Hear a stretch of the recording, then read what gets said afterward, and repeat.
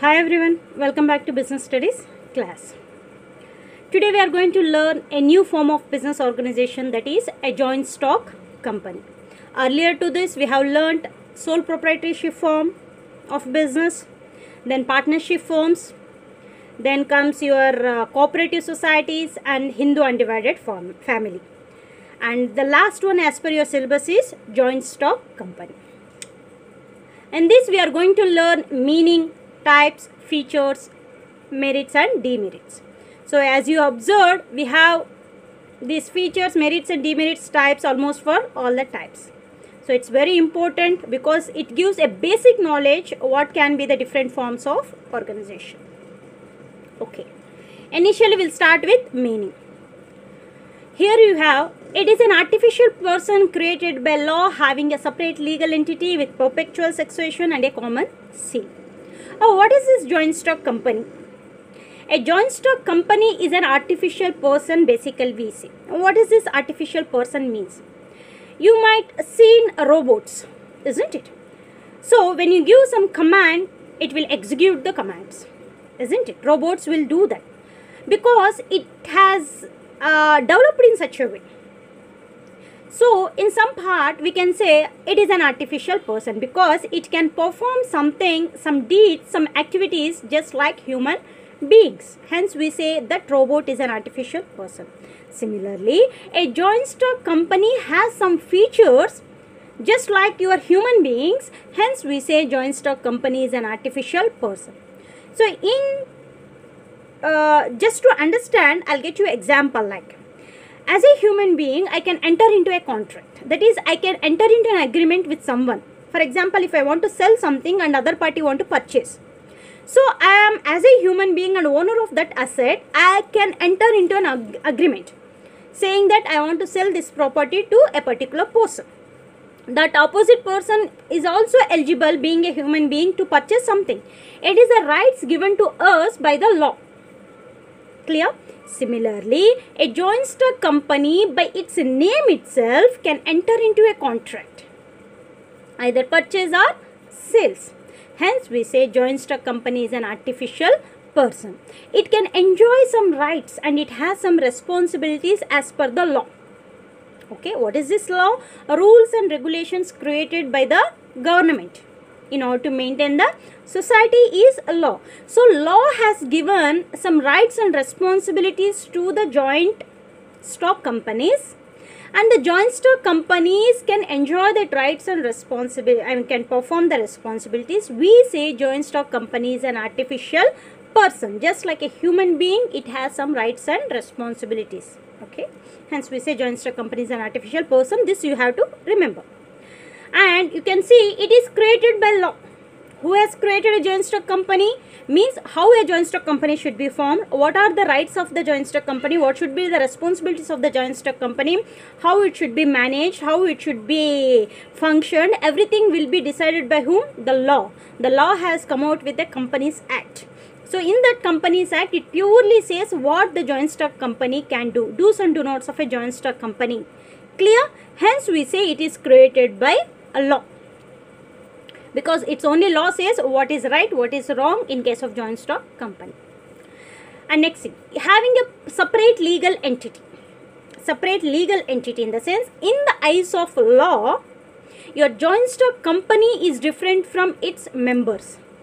I'll get you an example or comparison here. In case of sole proprietorship business, the sole proprietor and his business is seen as one in the eyes of law. The loss of sole proprietorship business is the loss of that sole proprietor. The profit of sole proprietor is the profit of sole proprietorship business. Because in the eyes of law, the sole proprietor, that is nothing but owner of that business and that business are one. But in case of your joint stock company, you have separation. The joint stock company will be treated as individual artificial person from its members, because if you want to enter into any contract, you will be entering through your name. And moreover, for a joint stock company, it has its own signature. Yes, that is what your common seal. To confirm something, I will be putting my signature. For example, I will prepare your question paper and I will put sign at the end. It means it's me who has prepared that question paper, isn't it? My science says that.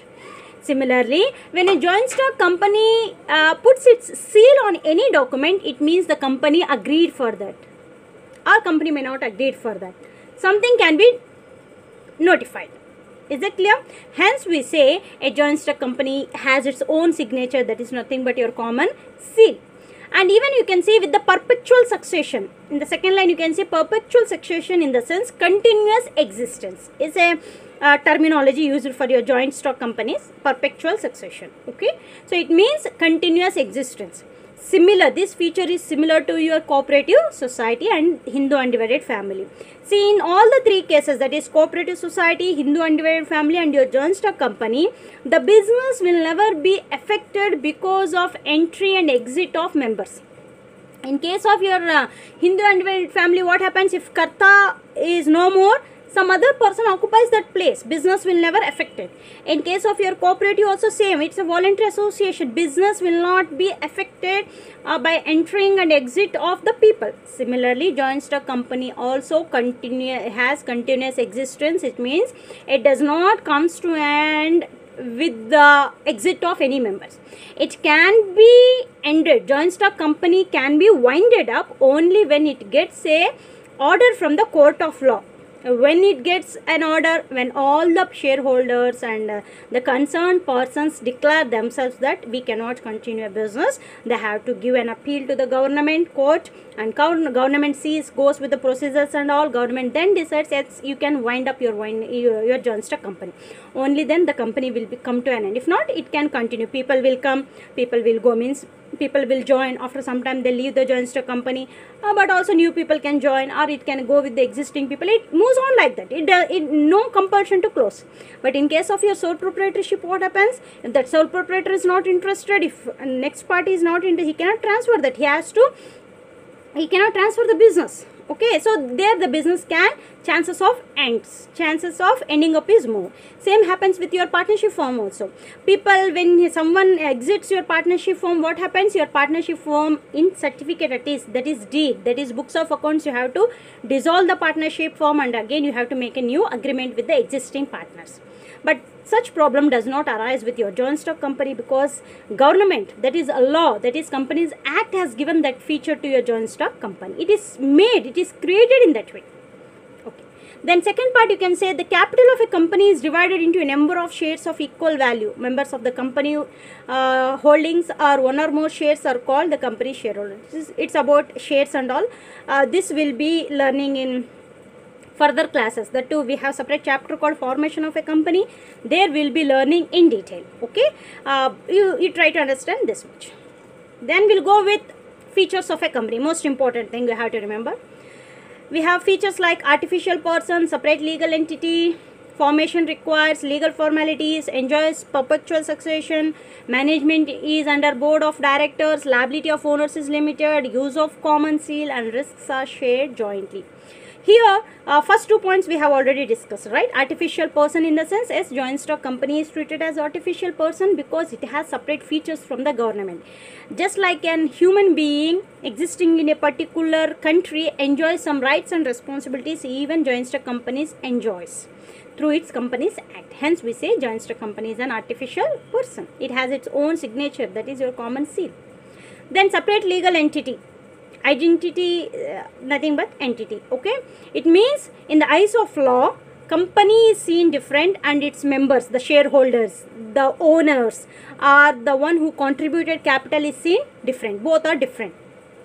Okay, company's law, company's assets, company's debts are different than assets and debts of your individual members. Okay, hence they are separated. In the eyes of law, government sees them differently. They are not one as your sole proprietorship business and a partnership also. Next, third point says formation requires legal formalities. Yes, you will really understand this when we go into the chapter called formation of a joint stock company. Too many formalities are involved. Hence, we say it is tedious job. It is not so simple to form a joint stock company. It's not so simple as your sole proprietary or partnership or cooperative or HUF. Okay, it's too many legal formalities or too many documents has to be prepared. Professionals are required to do so. In case of your sole proprietary partnership, cooperative, Hindu undivided family, we have seen that general people can start that, but it does not happen in case of your joint stock company. Professionals you need, okay, in order to start a joint stock company, because too many legal formalities are involved. Okay, then comes enjoys perpetual succession. This also I said, it continues. Perpetual succession in the sense continuous existence. It means people may join, people may leave the joint stock company, but the business can continue if it want to continue. Okay, no restriction from the government to close if someone moves out. No restriction to make new agreement if someone joins. No conditions like that. Hence we say enjoys perpetual succession, continuous existence. Then comes management is under board of directors. S. See, we have owners for a joint stock company. We call as promoters. Actually, we don't say owners of joint stock company. We generally say promoters of joint stock company. We'll be learning, but your company will be managed, functioned with board of directors. That is with a committee. Just we have seen for cooperative society now. In cooperative society, what happens? People will be having voting right. I mean, members of that cooperative society will be having voting right. Through their voting right, they will be selecting the people who should be the general manager of this cooperative society, who should be the manager, everything. Later they appoint people who should be my financial manager, like that they appoint. Main people will be appointed through the voting right.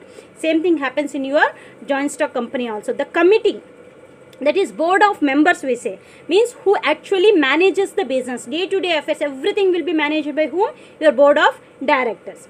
Top level people, that is like MD, managing director, that's what, and CEO, chief executive officers. These people will be elected by the members through their voting right. Same to your cooperative society. Even your shareholders will be having voting right. When they contribute, when they contribute capital to the joint stock company, they become the shareholders. Once they become the shareholders, they have the voting right. Through their voting right, they can select the people, like who is more intelligent to him, they can vote and he will become the CEO or MD of that particular joint stock company. Later they appoint people. They know what business they are doing, so for that they need professionals. Then they appoint like general managers, executives, supervisors, all these people, employees they appoint. But managing directors will be elected by the shareholders. Hence we say your joint stock company will be managed, functioned with whom? By whom? Board of directors. And the most important and favorable feature is liability of owners is limited. That is, the shareholders will be having a limited liability. Okay, so they don't have unlimited liability, as we have seen in case of sole proprietor, sometimes partnership, partners, karta. Okay, all those have unlimited liability. So we have seen cooperative society members have limited liability. Similarly, your joint stock company, in joint stock company, shareholders will be having limited liability. Again, you will be having some more scope to learn here, but when we see the types of company, there will be learning in different way. But as of now, you have to remember that all the members will be having limited liability. That is, if the firm faces losses, if the business joint stock company faces loss, only what they have contributed as a capital they may lose. Nothing else. Their own property, personal property is safe. For example, I have purchased shares worth of rupees 1 lakh. Now company is in loss. So I will be losing this 1 lakh, because through purchase of shares, how much I have invested? Only 1 lakh. So I will be losing maximum of what? 1 lakh. I have crores together my personal property, and the company has crores together loss. So my personal property is not taken in order to repay the debts of the company. That is very, good thing to hear, no? That is what your limited liability. The liability of owners is limited. Then comes common seal, use of common seal. As I said, as we human beings use our signature to confirm something, the joint stock company, being an artificial person, uses its seal. Common, we say common seal, it is seal to confirm something. Hence we say it is an signature of an joint stock company. It can be for a single mark, you have to remember. Common seal is a signature of a joint stock company we see. And it is used on all the circulars and all. You might observe, see for example, when something is issued from the college end, okay, what they'll be having seal of a college. Did you observe that? It means it is formal thing. You don't have anything to doubt in that because the seal of college is there, so you can believe happily. You say that yes, college agreed for this, hence seal has been made on this. Okay, it is in that way. Seal means signature. Then lastly, risks are jointly shared. This is also one of the good feature we can say, because as the profits are shared among the shareholders, even risk is spread over many. So generally when risk is, though it is huge loss to the company, if you have more people to share, so individually your burden will be reduced. You are lightened with the risk.